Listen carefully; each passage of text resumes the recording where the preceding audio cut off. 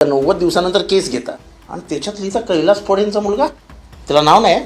म्हणजे किती शासन यंत्रणा अजूनही दबावाखाली आहे, अजूनही शासन यंत्रणा. आणि म्हणून आम्ही म्हणतो की धनंजय मुंडेंचा राजीनामा घ्या. परळीचे पराभूत उमेदवार त्यांच्यामध्ये इथं एक पत्रकार परिषद घेतली आणि गैरकारभार उघडकीस आला होता. परळी विधानसभा निकालावरून एकत्रितच धनंजय मुंडेंना कारणे दाखवा नोटीस बजावण्यात आली आहे. तुमची प्रतिक्रिया? नाही, असं आहे की त्याच्यामध्ये एक तर पहिली गोष्ट म्हणजे मला हात जोडायचे त्या SP ला. अहो, ज्याने मारामारी केली, ज्याच्या कमरेला रिव्हॉल्वर आहे, ते सगळं दिसतंय ना तुम्हाला TV वर. एक तर 90 दिवसानंतर केस घेता आणि त्याच्यात लिहिता कैलास फोडेंचा मुलगा, त्याला नाव नाही. मला एक काम घातक वाटतं तर बापू अंधळे मर्डर केसमध्ये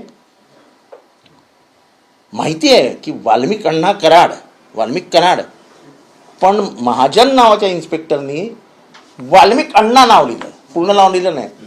केस लूज पडली. म्हणजे जाणूनबुजून करण्यात आलं. हो, जर तुम्हाला माहिती आहे कैलास फडच्या पोराचं नाव पण माहिती आहे, सगळं माहिती आहे, व्हिडिओ आहे, तुम्हाला नाव लिहायला लाज वाटते काय? मी माझ्या ट्विटरवरती तुम्हाला जर माझ्या ट्विटरवरती मी तो FIR टाकलाय आणि असं गोल केलंय त्याच्यावरती की ह्याचं पोराचं नाव काय, त्या पोराचं नावही टाकलंय मी. म्हणजे किती शासन यंत्रणा अजूनही दबावाखाली आहे, अजूनही शासन यंत्रणा. आणि म्हणून आम्ही म्हणतो की धनंजय मुंडेंचा राजीनामा घ्या. परंतु 80-83 दिवसानंतर ही संपूर्ण FIR होते, तोपर्यंत पोलिसांना जाग सुद्धा येत नाही. तुम्ही पोलीस हे म्हणून तर म्हणतो की पोलीस यांना कामच का असं आहे की तुम्ही जाऊन डायरेक्ट सांगता सोमनाथ सूर्यवंशीच्या आईला माफ करा, केस मिटून टाका. अरे काय लावलंय काय? सांगता मोर्चे काढा, न्याय पाहिजे ना, आव्हाडांनी मोर्चे काढावेत.